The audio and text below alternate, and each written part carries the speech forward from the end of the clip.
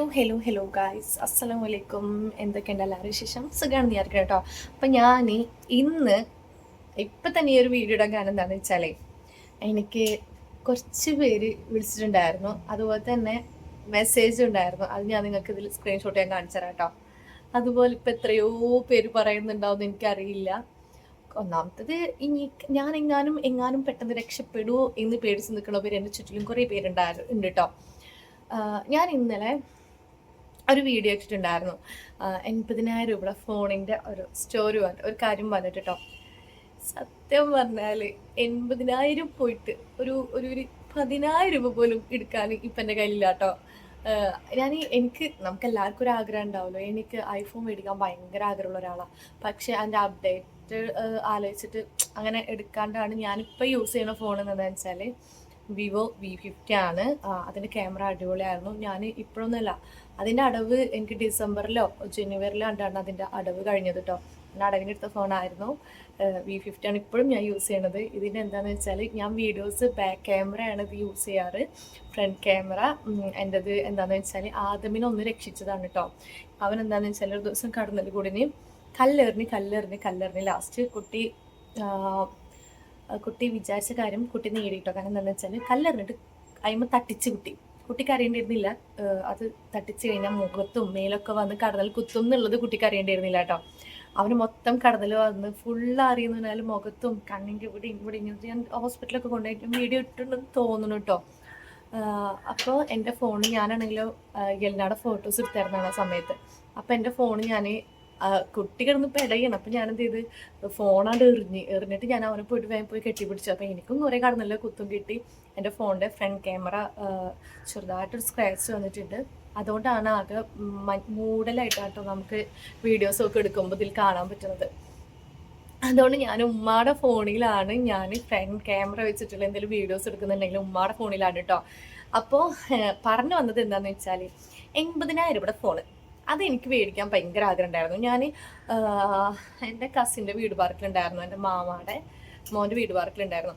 അപ്പോൾ അന്ന് അവർ ഹയാത്തിലുണ്ടായിരുന്നു. അപ്പോൾ അവർ സാധനങ്ങൾ മേടിക്കാൻ വേണ്ടി നോക്കുമ്പോൾ ഉമ്മാക്ക് ഫോൺ മേടിക്കാൻ വേണ്ടി പോയിട്ടുണ്ടായിരുന്നു കേട്ടോ. അപ്പോൾ എൻ്റെ പേരിലാണ് എന്താ പറയുക, അന്ന് ഉമ്മാക്ക് ഫോൺ എടുക്കുന്ന സമയത്ത് എൻ്റെ സിവിൽ ഞാൻ വെറുതെ ചെക്ക് ചെയ്തപ്പോൾ എൻ്റെ സിവിലൊക്കെ ഓക്കെ ആണ്, എനിക്ക് ഐഫോൺ എടുക്കാൻ പറ്റുമെന്ന് ഞാൻ പറഞ്ഞു കേട്ടോ ചെക്ക് ചെയ്തപ്പോൾ. അപ്പോൾ അവർ പറഞ്ഞു ഐഫോണിനെക്കാട്ടി നല്ലത്. എൻ്റെ ഫോൺ ചോദിച്ചിട്ട് പറഞ്ഞ്, ഇത് അടിപൊളി ഫോണല്ല, ഇതിപ്പോൾ വന്നിറങ്ങിയിട്ടല്ലോ ഉള്ള V50 അടിപൊളിയല്ലേ, എന്തിനാ അത് കൊടുക്കണം, ഞാൻ ഇത് എക്സ്ചേഞ്ച് ചെയ്തിട്ട് എടുക്കാമെന്നാണ് ഞാൻ ആദ്യം വിചാരിച്ചിട്ടുണ്ടായിരുന്നത് കേട്ടോ. ഐഫോണാണ് മേടിക്കാമെന്ന് വിചാരിച്ചിട്ടുണ്ടായിരുന്നത്. അപ്പോൾ V50 കൊടുക്കേണ്ട നല്ല ഫോണാണ്, അടിപൊളിയാണ്, അതിന് കുറേ ഇതുണ്ട് എന്നൊക്കെ പറഞ്ഞിട്ട് കുറേ കാര്യങ്ങൾ കാണിച്ചു തന്നിട്ട് ഇങ്ങനെയാണ് ഇതിൽ എടുക്കാം, അപ്പോൾ അടിപൊളിയാവും എന്നൊക്കെ എന്നോട് പറഞ്ഞു കേട്ടോ. അപ്പം ഞാനൊന്നും പറഞ്ഞു. പിന്നെ എനിക്ക് അവർ പറഞ്ഞ്, അങ്ങനെ ഐഫോൺ എടുക്കാൻ വീഡിയോസ് എടുക്കാനാണെന്നുണ്ടെങ്കിൽ ഈ ഒരു ഫോൺ എടുത്തോ എന്നിട്ട് അവർ സജസ്റ്റ് ചെയ്തതാണ് ആ ഒരു ഫോൺ. ഒരു 80,000 രൂപയുടെ വിവോ ആണോ ഓപ്പോ ആണെന്ന് എനിക്ക് കറക്റ്റ് ഓർമ്മയില്ല കേട്ടോ ആ ഫോണ്. അപ്പം ഞാൻ അന്ന് എടുക്കാൻ പറ്റും എന്നുള്ളൊരു സിറ്റുവേഷൻ ആയിരുന്നു കേട്ടോ അന്ന്. കാരണം എൻ്റെ അടവുകളെല്ലാം തീർന്ന്, അപ്പോൾ എനിക്ക് ഇനി എടുക്കാമല്ലോ. കാരണം ഈ ഫോൺ എക്സ്ചേഞ്ച് ചെയ്തിട്ട്, ഈ ഫോൺ ഞാൻ 30,000 രൂപ പറഞ്ഞിട്ടുണ്ടായിരുന്നു എക്സ്ചേഞ്ച് ചെയ്യണമെന്നുണ്ടെങ്കിൽ. അപ്പോൾ ഇത് കൊടുത്തിട്ട് എടുക്കാം എന്നൊരു പ്ലാനായിരുന്നു. അപ്പോൾ ഞാൻ അത് ഇറങ്ങിയിട്ടില്ല. അത് ഫസ്റ്റ് ഡെമോ ആണ് നമുക്ക് കാണിച്ചത്. ഫോണിൻ്റെ കാണിച്ചത് ബുക്ക് ചെയ്തിട്ടുണ്ട്. ഇപ്പോൾ നമ്മൾ ബുക്കിങ്ങിൽ നമ്മൾ അഡ്വാൻസ് കൊടുത്തിട്ട് ബുക്ക് ചെയ്തോണല്ലോ.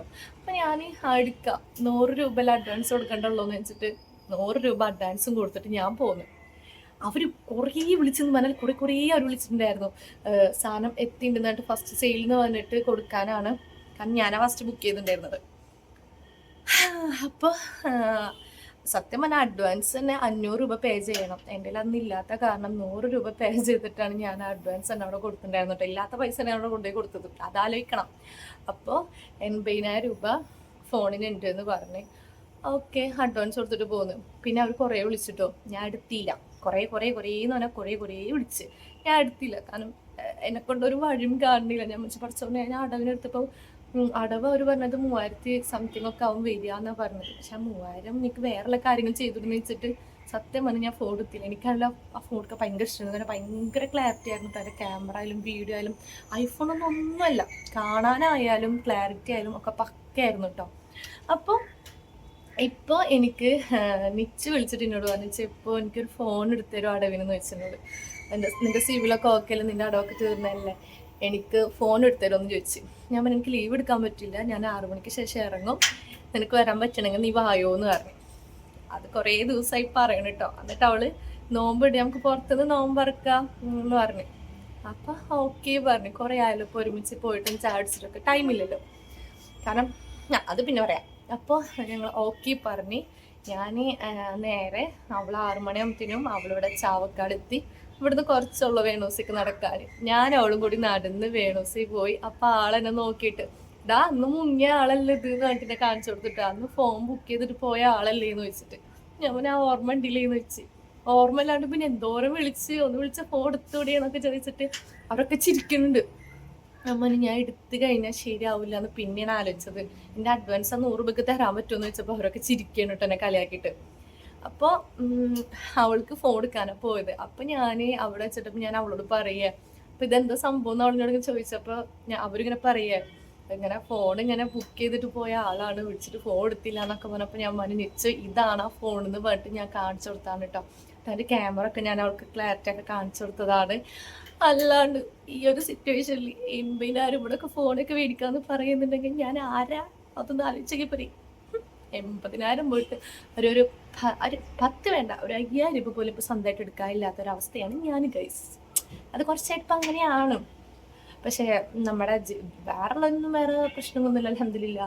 പക്ഷേ ആ 80,000 ഇവിടെ ഫോൺ മേടിക്കുന്നുണ്ടെങ്കിൽ എനിക്ക് അതുകൊണ്ട് എന്തെല്ലാം കാര്യങ്ങൾ എനിക്ക് ചെയ്യാം, ശരിയല്ലേ?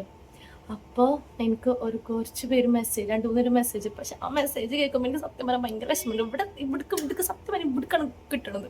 കാരണം എന്താണെന്ന് വെച്ചാലേ മേടിച്ചപ്പോൾ നിനക്കിൽ അത്യാവശ്യ കാര്യങ്ങളുള്ള, എന്നിട്ട് നിനക്ക് 80,000 ഫോണൊക്കെ മേടിക്കാനാ, നിൻ്റെയിലാ, നിൻ കാണുന്ന പോലെയല്ലോ, നീ ഭയങ്കര ആണല്ലോ, അങ്ങനെയല്ല ഇങ്ങനെയല്ലോ എന്നൊക്കെ പറഞ്ഞിട്ട് ഓരോരുത്തരും മെസ്സേജ്. അതുപോലെ ഇന്നലെ ഞാൻ ഇട്ടിട്ട് 24 മണിക്കൂറായിട്ടില്ല, അതിന് മുന്നേ തന്നെ കോളിലും നീ എന്തിനാണ് ഫോണൊക്കെ മേടിച്ചത് ഈ ഒരു സിറ്റുവേഷനിൽ, ഈ അങ്ങനെ ഇങ്ങനെയെന്നൊക്കെ. സത്യം പറഞ്ഞ ഫോൺ മേടിച്ചിട്ടില്ല. ഇതിൻ്റെ എന്തൊക്കെ വേണം. ചിലരൊക്കെ കണ്ടിട്ട് വിചാരിക്കണ്ടോ, ഓ 80,000 ഫോൺ മേടിച്ചെന്ന്. വിഷമിക്കണ്ട, ഇങ്ങനെ ഇപ്പടുത്തൊന്നും 80,000 ഇവിടെ ഫോൺ എടുക്കാനുള്ള ഭാഗമൊന്നും ഇപ്പടുത്തൊന്നും ഉണ്ടാവില്ല, നിങ്ങൾ ആരും വിഷമിക്കണ്ട കേട്ടോ. അപ്പൊ പിന്നെ എനിക്കിത് പറയാണ്ട് ഒരു സമാധാനമല്ല എന്ന് പറഞ്ഞാൽ ഒരു സമാധാനമല്ല. എൻ്റെ കയ്യിലുള്ള ഫോൺ അൽഹംദുലില്ലാ കുഴപ്പമൊന്നുമില്ല. ഇൻഷാ അല്ലാ പൈസയൊക്കെ ആയി സെറ്റായതിൻ്റെ ശേഷം ഐഫോണ് വേണ്ട, ആ ഫോൺ തന്നെ ഇൻഷാ അല്ലാ മേടിക്കണം. കുറേ ആഗ്രഹങ്ങളൊക്കെ ഉണ്ട്. അതിൽ കുറച്ച് ചെയ്തിട്ട് ആഗ്രഹിച്ചതൊക്കെ എന്തെങ്കിലുമൊക്കെ നമുക്ക് നേടണ്ടേ. എല്ലാം നേടാൻ പറ്റിയില്ലെങ്കിലും എന്തെങ്കിലുമൊക്കെ അറ്റ്ലീസ്റ്റ് ഒരു ചെറിയ ഫോണെങ്കിലും നമുക്ക് ഒരാഗ്രഹം ഉണ്ടെങ്കിൽ മേടിക്കണ്ടേ. ഈ ഫോൺ ഇനി കൊടുത്താൽ അധികം പൈസ കിട്ടില്ല, കാരണം അതിൻ്റെ ഫ്രണ്ട് ക്യാമറ ചെറിയതുള്ള കാരണം. അതാണെങ്കിലോ ഞാൻ ഈ ഫോൺ ഞാൻ അടവിന് എടുത്തിട്ടുണ്ടായിരുന്നത്. ഞാൻ ഫോണിൻ്റെ ഇൻഷുറൻസ് എടുത്തിട്ടുണ്ടായിരുന്നു. അതുപോലെ എനിക്കോ എൻ്റെ മക്കൾക്കോ വയ്യാണ്ടായി കഴിഞ്ഞ് കഴിഞ്ഞാൽ അതിൻ്റെ ഇൻഷുറൻസും ഉണ്ടായിരുന്നു കേട്ടോ. സത്യം പറഞ്ഞാൽ മക്കൾക്ക് വയ്യാണ്ടായിട്ട് അഡ്മിറ്റ് ചെയ്യാൻ പറഞ്ഞില്ല. അങ്ങനെയാണെന്നുണ്ടെങ്കിൽ ആ പൈസ അങ്ങനെയും കിട്ടും. അല്ലാതെ പ്രശ്നം അങ്ങനെ വരുത്താണ്ട് ഇപ്പത്തെ ഇൻഷുറൻസ് തീരുമാനം. ഫോണും വീണില്ല, ആർക്കും വയ്യാണ്ടും ആയില്ല, അഡ്മിറ്റ് ആവേണ്ട അവസ്ഥ. അതിന് വയ്യാണ്ടാവുമെന്ന് കൊണ്ടുപോയി പോരാന്നല്ലാണ്ട് അഡ്മിറ്റ് ചെയ്യാൻ അങ്ങനെയൊന്നും ഉണ്ടായിട്ടില്ല കേട്ടോ. അപ്പോൾ അതിൻ്റെ അടവ് കഴിഞ്ഞ പിറ്റത്തെ 2 മാസം കഴിഞ്ഞപ്പോഴാണ് ഫോണിൽ ഒരു സംഭവം പറ്റിയത്. അതുവരെ ഫോണിന് ഒരു കേടും പറ്റിയില്ല കേട്ടോ. അതാണ് പറഞ്ഞത്, എല്ലാതും വരുമ്പോൾ അങ്ങനെ ഇങ്ങനെയൊക്കെ കേട്ടാ വരിക. അപ്പോൾ ആരും അധികം വിഷമിക്കാൻ വേണ്ട, അധികാരം സന്തോഷിക്കാൻ വേണ്ട. കാരണം നമ്മൾ നന്നാവണ്ണം ആഗ്രഹിക്കണവരൊക്കെ ഉണ്ട് കേട്ടോ. എല്ലാവരും നമ്മളെ അങ്ങനെ ഇതാക്കണവരൊന്നും കേട്ടോ. നമ്മുടെ ലൈഫ് അങ്ങനെ എന്താ പറയുക, അവളെങ്ങനെയൊക്കെ നന്നായി ജീവിച്ച് കണ്ടാൽ മതി എന്ന് ആഗ്രഹിക്കണ ഒരുപാട് പേര് എൻ്റെ ചുറ്റിലുണ്ട് കേട്ടോ. എല്ലാവരും ഒരുപോലെ ഉള്ളവരൊന്നല്ല കേട്ടോ. അപ്പോൾ അങ്ങനെയാണ് കാര്യങ്ങളെല്ലാം, മനസ്സിലായോ? പക്ഷെ ഞാൻ വീട്ടിൽ പോയിട്ട് വീഡിയോ എടുക്കാമെന്നാണ് വിചാരിച്ചത്. ഉമ്മയുടെ ഫോൺ ക്ലിയർ ഉള്ളത്, ഉമ്മയുടെ ഫോൺ ഉണ്ടല്ലോ, അപ്പോൾ അതിലെടുക്കാമെന്നാണ് ഞാൻ ഫസ്റ്റ് വിചാരിച്ചത്. പിന്നെ ഞാൻ വിചാരിച്ച് വീട്ടിലെത്തുമ്പോൾ 6 മണി കഴിയും, നോമ്പറക്കലായിട്ടാവും ചിലപ്പോൾ പോവുക. അപ്പോൾ നല്ല ലേറ്റ് ആവും. പിന്നെ പോയി കഴിഞ്ഞാൽ കുട്ടികളെ ബഹളവും അതൊക്കെ ആയിട്ട് വീഡിയോ എടുക്കാൻ ചിലപ്പോൾ നല്ല നേരം വഴുകും. പിന്നെ അത് അപ്ലോഡ് ചെയ്യുമ്പോൾ ഞാൻ നാളത്തേക്കാവും ഇനി. അപ്പോൾ ഈ വീഡിയോ കാണും തോറും ഓരോരുത്തർ വിചാരിക്കും ഞാൻ ലക്ഷപ്രഭു ആയിരുന്നു. പ്രഭു ആയിട്ടില്ല, ലക്ഷമായിട്ടില്ല, ഒരു മണ്ണാങ്കട്ട ആയിട്ടില്ല കേട്ടോ. ഓക്കെ, ഇപ്പോഴും ആ ഒരു പൊസിഷനിലാണ്. പക്ഷെ ഞാൻ മാറി വരും കേട്ടോ, വേറെ കാര്യം. മാറി വരണം, അപ്പോൾ ഇത് പറഞ്ഞപ്പോൾ എനിക്കൊരു സമാധാനമായി. അപ്പോൾ ആ വീഡിയോയുടെ കൂടെ ഇതും ഞാൻ ടാഗ് ചെയ്യുന്നുണ്ട്. അപ്പം ഇതൊന്ന് കണ്ടിട്ട് എല്ലാവർക്കും മനസ്സിലാവണം, മനസ്സിലാക്കിക്കോ. ഓക്കെ, അതിനിപ്പം ഞാൻ പറഞ്ഞുണ്ട്. കാരണം ഞാൻ ഇങ്ങനെ ഓരോരുത്തരിങ്ങനെ ചോദിക്കുമ്പോഴേ ഞാൻ അത്രത്തോളം ഉയരങ്ങളിലേക്ക് എത്തിയോ എന്നൊരു ഡൗട്ട് എല്ലാവർക്കും ഉണ്ട്. അതാണ് തീർക്കാമെന്ന് വിചാരിച്ചിട്ടാ, അല്ലാണ്ട് വേറെ ഒന്നുമില്ല. അപ്പം tata, bye, see you, bye. അപ്പം നമുക്ക് മറ്റൊരു വീഡിയോ കാണാം. Bye, see U.